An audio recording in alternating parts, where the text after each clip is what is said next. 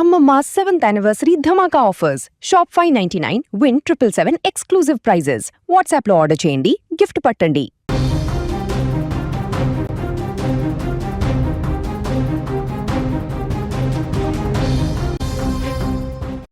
ఇంకా తమిళనాడులో విజయ్ సీఎంగా ప్రమాణ స్వీకారం చేయడానికి ఆ సస్పెన్స్ అయితే కొనసాగుతుంది. ఇవాళ రెండవసారి కూడా గవర్నర్ రాజేంద్ర పర్లికర్ని నేరుగా టీవీకే పార్టీ అధినేత విజయ్ కలవడం జరిగింది. కలిసిన తర్వాత 118 మందికి సంబంధించినటువంటి మ్యాజిక్ ఫిగర్కి అవసరమైన సంఖ్యాబలం తన వద్ద ఉంది. కాకపోతే ముందు ప్రమాణ స్వీకారం సీఎంగా చేయించండి, ఆ తర్వాత బల నిరూపణ అనేది అసెంబ్లీలో ఫ్లోర్ టెస్ట్ ద్వారా నేను నిరూపించుకుంటాను అనేటువంటి రిక్వెస్ట్ను చేయడం జరిగింది. అయితే గవర్నర్ కూడా విజయ్తో మాట్లాడినటువంటి 40 నిమిషాల భేటీలో కూడా మీ దగ్గర ఉన్నటువంటి ఎమ్మెల్యేల జాబితాను నాకు ఇవ్వండి, మీరు మ్యాజిక్ ఫిగర్కు అవసరమైనటువంటి సంఖ్యాబలం మీ దగ్గర ఉంటే ఆ జాబితాను నాకు ఇస్తే తర్వాత నేను ప్రమాణ స్వీకారం చేయించడానికి ఓత్ని కంటిన్యూ చేయించడానికి నాకు అవకాశం ఉంటుంది అనేటువంటి విషయాన్ని కూడా ఆయన చెప్పారు. అయితే విజయ్ మాత్రం ప్రస్తుతానికి కాంగ్రెస్తో పాటుగా మరికొన్ని పార్టీలు కూడా తనను కలవడానికి సిద్ధంగా ఉన్నారు. కాకపోతే వాళ్ళు నిర్ణయం తీసుకోవడంలో కొంత జాప్యం జరుగుతుంది. కానీ అవసరమైన సంఖ్యాబలాన్ని రాబోయేటువంటి ఒక వారం రోజుల్లో మీరు అసెంబ్లీ సమావేశాన్ని ఏర్పాటు చేస్తే ఆ సమావేశంలో తాను ఆ విశ్వాస తీర్మానంలో తన దగ్గర ఉన్నటువంటి ఎమ్మెల్యేల బలాన్నంతా కూడా నేను నిరూపించుకుంటాననేటువంటి విషయాన్ని కూడా చెప్పడం జరిగింది. కానీ రాజేంద్ర పర్లికర్ మాత్రం నాకు కొంత సమయం ఇవ్వండి, మిమ్మల్ని కాకుండా నేను వేరే పార్టీని అయితే ప్రమాణ స్వీకారం చేయడానికి, ప్రభుత్వాన్ని ఏర్పాటు చేయడానికి అవకాశం ఇవ్వను, మీరే సింగిల్ పార్టీ లార్జెస్ట్ పార్టీగా ఉన్నారు కాబట్టి ఖచ్చితంగా మీరు ఆ సంఖ్యాబలానికి సంబంధించినటువంటి లిస్టు నాకు ఇస్తే, ఎమ్మెల్యేల లిస్ట్ ఇస్తే అప్పుడు నేను నిర్ణయం తీసుకునేటువంటి అవకాశం ఉంటుంది. ఏది ఏమైనా ఆ పరంగా నేను నిర్ణయం తీసుకోవడానికి మొత్తం నేను లీగల్ టీంతో ఒకసారి ఎక్స్పర్ట్స్తో కూడా నేను మాట్లాడాల్సినటువంటి అవసరం ఉంది కాబట్టి కొంత టైం ఇవ్వండి అనే విషయాన్ని కూడా అటు విజయ్తో చెప్పడం జరిగింది. విజయ్తో సానుకూలంగా స్పందించారు. విజయ్ మాట్లాడినటువంటి సందర్భంలో గవర్నర్ అంతా కూడా పూర్తిగా విజయ్ చెప్పినటువంటి ప్రతి అంశాన్ని కూడా విన్నారు.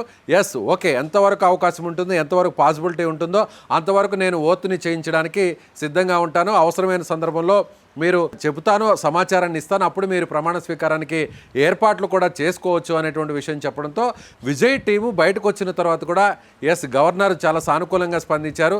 సో గవర్నర్తో భేటీలో కూడా అన్ని అంశాలను కూడా ప్రస్తావించాం. గతంలో కూడా ఇదే విధంగా అప్పుడు న్యాయస్థానాన్ని ఆశ్రయించిన తర్వాత న్యాయస్థానం డైరెక్షన్ మేరకు గవర్నర్ కొన్ని నిర్ణయాలు కూడా తీసుకున్నారు. మహారాష్ట్ర, కర్ణాటక అనేటువంటి అంశాల్లో కూడా ఆ విషయాన్ని కూడా ప్రస్తావించాం. కాబట్టి వీటన్నిటిని కూడా ఆయన మొత్తం అవలోకన చేసుకున్న తర్వాత ఒక మంచి నిర్ణయం తీసుకుంటారు. అది కూడా మాకు పాజిటివ్గా ఉంటుంది. బహుశా ఇవాళ సాయంత్రమే ప్రమాణ స్వీకారం కూడా ఉంటుంది. గవర్నర్ నుంచి ఒక పాజిటివ్ స్టేట్మెంట్ కూడా వస్తుంది, ఒక అనౌన్స్మెంట్ కూడా వస్తుంది అనేటువంటి విషయాన్ని, ఆశాభావాన్ని వ్యక్తం చేసింది టీవీకే పార్టీ విజయ్ టీం. కానీ అనూహ్యంగా ఆయన మళ్ళీ లీగల్ టీంతో, లీగల్ ఎక్స్పర్ట్స్తో మాట్లాడిన తర్వాత పాత పాట ఏదైతే పాడారో మళ్ళీ ఇప్పుడు ఇవాళ కూడా అదే పాట పాడారు. గవర్నర్ కోర్టులో ఇప్పుడు బంత్ ఉంది. గవర్నర్ మళ్ళీ నిన్న ఏం చెప్పారో ఇవాళ కూడా అదే చెప్పారు. గవర్నర్ ఇచ్చినటువంటి ఆ ప్రకటన, గవర్నర్ లోక్ భవన్ నుంచి వచ్చినటువంటి అనౌన్స్మెంట్ను కూడా చూస్తే 118 మందికి సంబంధించినటువంటి ఎవరైతే 118 మంది సపోర్ట్ చేస్తున్నారో ఆ ఎమ్మెల్యేల పేర్లు ఇవ్వండి, వాళ్ళ లిస్ట్ ఇవ్వండి, అవన్నీ చూసుకున్నాకే మీకు నేను ప్రమాణ స్వీకారానికి అనుమతిస్తాను అనేటువంటి విషయాన్ని మళ్ళీ ఆయన తెగేసి చెప్పారు. మళ్ళీ తిరిగి మొదటికి వచ్చింది వ్యవహారం. ఇప్పుడు విజయ్ రెండవసారి భేటీలో గవర్నర్ని కలిసిన తర్వాత కూడా గవర్నర్ నుంచి సానుకూలంగా స్పందన రాకపోవడంతో ఇవాళ కూడా ప్రమాణ స్వీకారం జరిగే అవకాశం లేదు. నిన్న ప్రమాణ స్వీకారం చేయాలనుకున్నారు, అన్ని రకాల ఏర్పాట్లు పూర్తి చేశారు. కాంగ్రెస్ పార్టీ మద్దతు తెలిపింది, వాళ్ళ జాబితాను కూడా గవర్నర్కి ఇచ్చారు. కాంగ్రెస్ పార్టీ అధినేత రాహుల్ గాంధీని కూడా ముఖ్య అతిథిగా ఈ కార్యక్రమానికి ఇన్వైట్ చేశారు. అలాగే వివిధ రాష్ట్రాలకు సంబంధించినటువంటి నేతలకు కూడా ఆహ్వానాన్ని పంపారు. అలాగే పార్టీకి సంబంధించినటువంటి ఎమ్మెల్యేలు అందరూ కూడా హాజరు కాబోతున్నారు. దాదాపుగా ఒక 2-3 వేల మందితో నిన్న ప్రమాణ స్వీకారం చేయడానికి అన్ని రకాల ఏర్పాట్లు చేశారు. ఇవాళ ప్రమాణ స్వీకారం చేయాల్సినటువంటి పరిస్థితి ఉండేది. కానీ నిన్న సాయంత్రం ఇచ్చినటువంటి గవర్నర్ స్టేట్మెంట్తో ఇవాళ ఉదయం జరగాల్సినటువంటి ప్రమాణ స్వీకారం కార్యక్రమం రద్దయింది. కొద్దిసేపటి కిందట గవర్నర్తో భేటీ అయిన తర్వాత ఆయన సానుకూలంగా స్పందించారనేటువంటి విషయం బయటకు రావడంతో ఇవాళ సాయంత్రం మళ్ళీ విజయ్ సీఎంగా చేయబోతున్నారు అనేటువంటి ఒక మెసేజ్ బయటకు వచ్చింది. ఇవాళ సాయంత్రం కూడా విజయ్ ప్రమాణ స్వీకారం చేయట్లేదు అనేటువంటి విషయం మళ్ళీ ఇప్పుడు గవర్నర్ ప్రకటన ద్వారా తేటతెల్లమైంది. విజయ్ సీఎంగా ప్రమాణ స్వీకారం చేయడానికి, విజయ్ సీఎం సీట్లో కూర్చోవడానికి, విజయ్ ముఖ్యమంత్రి పీఠాన్ని అధిరోహించడానికి టీవీకే పార్టీ ప్రభుత్వాన్ని ఏర్పాటు చేయడానికి సస్పెన్స్ మీద సస్పెన్స్ కొనసాగుతుంది. ఒక పెద్ద హైడ్రామా అక్కడ కంటిన్యూగానే ఉంది. సినిమాల్లో రక్తి కట్టించేటువంటి ఎపిసోడ్స్ మనం ఎలా చూస్తామో, సీన్స్ ఎలా చూస్తామో అంతకు మించినటువంటి సస్పెన్స్ హైడ్రామా ఇప్పుడు విజయ్ సీఎం అయ్యేటువంటి వ్యవహారంలో కొనసాగుతుంది. సో గవర్నర్ తీసుకున్నటువంటి ఈ నిర్ణయం మీద ఇప్పుడు విజయ్ అండ్ టీము, విజయ్ ముఖ్యంగా లీగల్ ఎక్స్పర్ట్స్తో మాట్లాడుతున్నారు. సో ఆయన ఇప్పుడు సుప్రీంకోర్టును ఆశ్రయించేటువంటి అవకాశం కనిపిస్తుంది. మరొక వైపు రేపు సిపిఐ పార్టీకి సంబంధించి కానీ, సిపిఎం పార్టీకి సంబంధించి కానీ, వీసీకే పార్టీకి సంబంధించినటువంటి ఆయా టీమ్స్ అన్నీ కూడా, ఆయా పార్టీకి సంబంధించినటువంటి వర్కింగ్ కమిటీ, ఆ పార్టీ అధిష్టానం కూడా రేపు సమావేశం అవుతుంది తమిళనాడులో. సమావేశమై విజయ్ పార్టీ నుంచి తమకు ఒక ఆహ్వానం అందింది, మద్దతు ఇవ్వాలి అనేటువంటి ఆహ్వానం అందింది. కాబట్టి దాని మీద మేము తుది నిర్ణయం తీసుకోబోతున్నాం. రేపు రాష్ట్ర పార్టీకి సంబంధించినటువంటి కమిటీ సమావేశం అవుతాయి తమిళనాడులో. సో తద్వారా సిపిఐ, సిపిఎం విజయ్కి మద్దతు ఇచ్చేటువంటి అంశం మీద కూడా క్లారిటీ రాబోతుంది. కాంగ్రెస్ పార్టీకి సంబంధించిన 5 మంది ఎమ్మెల్యేలు విజయ్కి సపోర్ట్ చేస్తున్నారు. సో విజయ్ దగ్గర ఉన్నటువంటి ఇప్పుడు సంఖ్యాబలం 108లో ఒక సీటుకు రాజీనామా చేశారు కాబట్టి 107 అయింది. కాబట్టి 107 + 5 కలుపుకుంటే 112. 112 అంటే ఇప్పుడు మ్యాజిక్ ఫగర్కి అవసరమైనటువంటి సంఖ్య 117. సో ఇప్పుడు సిపిఐ, సిపిఎం దగ్గర 2 వేసుకుంటే 4 సీట్లు, 5 + 4 9. విజయ్ దగ్గర 107, 107 + 9 116. అలాగే వీసీకే పార్టీ దగ్గర కూడా 2.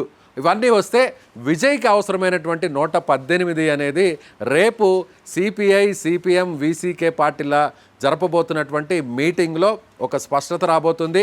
అప్పుడు ఆ 6 మందికి సంబంధించినటువంటి ఎమ్మెల్యేల లిస్టును విజయ్ ఒకవేళ గవర్నర్కు మళ్ళీ 3వసారి భేటీ జరిగి సమర్పిస్తే అప్పుడు గవర్నర్ గ్రీన్ సిగ్నల్ ఇస్తారా, లేదంటే కూడా న్యాయపరంగా పోరాటానికి విజయ్ సిద్ధపడతారా? ఇప్పుడు విజయ్ వర్సెస్ బీజేపీ కేంద్ర పెద్దలు అన్నట్టుగా మారిపోయింది. ఇప్పుడు విజయ్ ఈ అంశాన్ని జాతీయ స్థాయిలోకి తీసుకువెళ్ళబోతారా? విజయ్ ఈ అంశాన్ని తమిళనాడు టు ఢిల్లీతో, ఇప్పుడు ఢిల్లీ వర్సెస్ తమిళనాడుగా మారబోతుందా? ఎందుకంటే గవర్నర్ నిర్ణయం అంతా కూడా రాజకీయంగా పరంగా జరగబోతున్నటువంటి ఈ డెసిషన్స్ అన్నీ కూడా ఢిల్లీ పెద్దల నుంచి వచ్చేటువంటి డైరెక్షన్స్ బట్టే గవర్నర్ ఇక్కడ తన నిర్ణయాన్ని ఇస్తున్నారనేది రాజకీయ పక్షాలన్నిటికీ కూడా తెలుసు. ఇప్పుడు తమిళనాడు పొలిటికల్ ఎపిసోడ్స్ చూస్తున్నటువంటి ప్రతి ఒక్కరు కూడా ఆ విషయం మీద ఒక స్పష్టత వస్తుంది. కాబట్టి విజయ్ రేపు ఆ పార్టీల నిర్ణయం ఒకవేళ సానుకూలంగా వస్తుంది, ఒకవేళ నిజంగా అఫీషియల్గా ఇంకా అనౌన్స్మెంట్ రాకపోయినప్పటికీ కూడా విజయ్కి వాళ్ళు ఇప్పటికే అనధికారికంగా ఒక సమాచారం ఇచ్చుంటారు. ఎవరు? వామపక్ష పార్టీలు, అలాగే వీసీకే పార్టీ. ఎస్, విజయ్ మీకు సపోర్ట్ ఇవ్వబోతా ఉన్నాం, లేదంటే అఫీషియల్గా రేపు మా పార్టీ నుంచి ఆ స్టేట్మెంట్ రావాలి కాబట్టి మరికొంత సమయం మీరు ఆగండి, ఒక రోజు ఆగండి అని అంటే అప్పుడు విజయ్ వాళ్ళ పార్టీ నుంచి అనుకూలంగా వస్తుంది అనేటువంటి ఉద్దేశంతో ఆగేటువంటి అవకాశం ఉంది. అలా కాకుండా విజయ్కు ముందస్తు సమాచారం ఇవ్వకుండా ఒకవేళ విజయ్కు వ్యతిరేకంగా రేపు సిపిఐ, సిపిఎం పార్టీ, వీసీకే పార్టీలు వ్యతిరేకంగా నిర్ణయం తీసుకుంటున్నాయనేటువంటి సమాచారం ముందుగా బయటకు వస్తే మాత్రం విజయ్ ఖచ్చితంగా సుప్రీంకోర్టును ఆశ్రయిస్తారు. సుప్రీంకోర్టును ఆశ్రయించిన తర్వాత రేపు కీలకమైనటువంటి నిర్ణయం తీసుకోబోతారు. అప్పుడు సుప్రీంకోర్టు ద్వారా విజయ్ తాను గవర్నమెంట్ ఫామ్ చేయడానికి అనుమతినివ్వాలి. అలాగే అసెంబ్లీని హాజరుపరిచి గవర్నమెంట్ని ఫామ్ చేసిన తర్వాత ముఖ్యమంత్రిగా ప్రమాణ స్వీకారం చేసిన తర్వాత అప్పుడు నేను ఫ్లోర్ టెస్ట్ విశ్వాస తీర్మానాన్ని ప్రవేశపెట్టి అప్పుడు నేను తన సంఖ్యాబలాన్ని నిరూపించుకునే విధంగా కూడా కోర్టు డైరెక్షన్ ఇవ్వాలని న్యాయస్థానాన్ని ఆశ్రయించేటువంటి అవకాశం ఉంది. సో తమిళనాడులో ఒక రకంగా చెప్పాలంటే మినిట్ టు మినిట్ ఏం జరుగుతుందో అనేటువంటి ఒక టెన్షన్ అయితే తమిళనాడు రాజకీయాల్లో, అలాగే ఇప్పుడు దేశవ్యాప్తంగా అందరూ కూడా ఇప్పుడు అటువైపు చూస్తుంది. ఇప్పుడు సినిమా తమిళనాడులో నటించినటువంటి విజయ్ సినిమా ఏ విధంగా not only in Tamil Nadu, not only in Tamil language, so అన్ని భాషల్లో అనువాదం అవుతాయి. తెలుగులో అనువాదం అవుతుంది, డబ్ అవుతుంది, అలాగే రీమేక్ అవుతుంది, అలాగే హిందీలో కూడా రీమేక్ అవుతున్నటువంటి సిచ్యువేషన్స్ మనం ఇప్పుడు చూసాం. అలాగే విజయ్ సినిమాకు దేశవ్యాప్తంగా ఎంత క్రేజ్ ఉంటుందో ఇప్పుడు విజయ్ సీఎం అయ్యేదానికి, సీఎం అవుతున్నటువంటి పరిస్థితుల్లో జరుగుతున్నటువంటి పరిణామాలకు కూడా దేశవ్యాప్తంగా కూడా ఇప్పుడు అంతే క్రేజ్ ఉంది. ఇప్పుడు సినిమా పాన్ ఇండియా సినిమాగా ఏ విధంగా విజయ్ సినిమాలు ఇప్పటి వరకు కూడా సంచలనంగా మారాయో, ఇప్పుడు విజయ్ పొలిటికల్ హైడ్రామా అంతా కూడా, విజయ్ పొలిటికల్ మూమెంట్ అంతా కూడా, విజయ్ ప్రభుత్వాన్ని ఏర్పాటు చేసేటువంటి ప్రక్రియ అంతా కూడా ఇప్పుడు పాన్ ఇండియా సిచ్యువేషన్గా మారిందనే చెప్పాలి. ఢిల్లీ వర్సెస్ తమిళనాడుగా మారబోతుందా? బీజేపీ కేంద్ర పెద్దలు వర్సెస్ విజయ్గా మారబోతుందా? తమిళనాడు రాజకీయం ఢిల్లీ రాజకీయంతో ఢీకొట్టబోతుందా అనేది కూడా మనకు ఇవాళ రాత్రికి ఒక క్లారిటీ వచ్చేటువంటి అవకాశం ఉంది.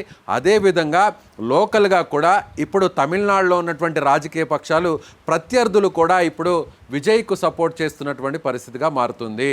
ఎందుకంటే రేపు భవిష్యత్తులో అక్కడ తమిళనాడు రాజకీయాలు ఎలా ఉంటాయంటే విజయ్ని ఒంటరి చేసేటువంటి ప్రయత్నం చేస్తున్నారు ఢిల్లీ పెద్దలు అనేటివి ఆ ప్రజల్లో ఒక వ్యతిరేకత వస్తే అక్కడ ఉన్నటువంటి పార్టీలకు కూడా మనుగడ సాధ్యం కాదు. కాబట్టి గత ఎన్నికల్లో విజయ్కు వ్యతిరేకంగా పోరాడినటువంటి పక్షాలన్నీ కూడా ఇప్పుడు విజయ్కి సపోర్ట్గా వస్తున్నారు.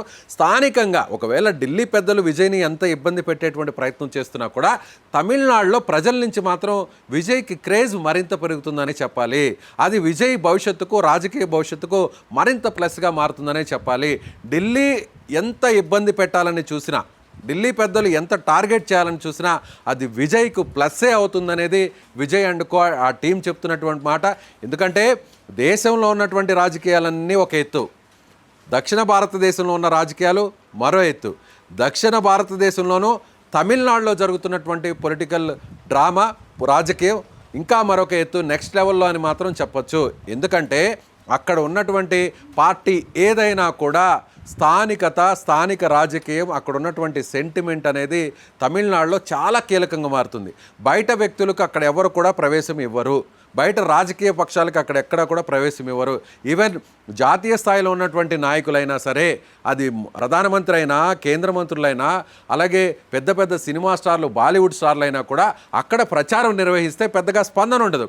లోకల్గా ఉన్నటువంటి నాయకులు, లోకల్గా చరిష్మా ఇమేజ్ ఉన్నటువంటి నాయకులు, అక్కడ సినిమా రంగానికి సంబంధించినటువంటి వ్యక్తులు, రాజకీయ రంగానికి సంబంధించినటువంటి వ్యక్తులు ప్రచారం నిర్వహిస్తేనే ఆ పార్టీలకి అక్కడ ప్రయోజనం కలుగుతుంది. కాబట్టి ఇప్పుడు ఢిల్లీ పెద్దలు తమిళనాడు మీద చిన్న చూపు చేస్తున్నారు, తమిళనాడు ప్రజలను అవమానిస్తున్నారు, తమిళనాడు రాజకీయాలను శాసిస్తున్నారు, అక్కడ వేలు పెట్టి ఇబ్బంది పెట్టేటువంటి ప్రయత్నం చేస్తున్నారు అనేటువంటి సెంటిమెంట్ ఇప్పుడు ప్రస్తుతం తమిళనాడులో రాజుకుంది. కాబట్టి తమిళనాడులో ఉన్నటువంటి ప్రత్యర్థి రాజకీయ పక్షాలన్నీ కూడా ఇప్పుడు ఇష్టం లేకపోయినా కూడా విజయ్ వైపు నిలవాల్సినటువంటి పరిస్థితి ఉంది. ఇదంతా కూడా విజయ్కు ఒక రకంగా సానుభూతి పెరుగుతుంది. విజయ్కు ఒక రకంగా తమిళనాడులో విజయ్ క్రేజ్ మరింత పెరిగే అవకాశం ఉంది. రేపు జరగబోతున్నటువంటి రాబోయే 6 నెలల్లో విజయ్ రాజీనామా చేసినటువంటి ఆ స్థానంలో బై ఎలక్షన్లో కూడా విజయ్ మెజారిటీని మరింత పెంచడానికి ఇదొక సానుకూలమైనటువంటి అంశంగా మారుతుందని మాత్రం ఖచ్చితంగా చెప్పవచ్చు.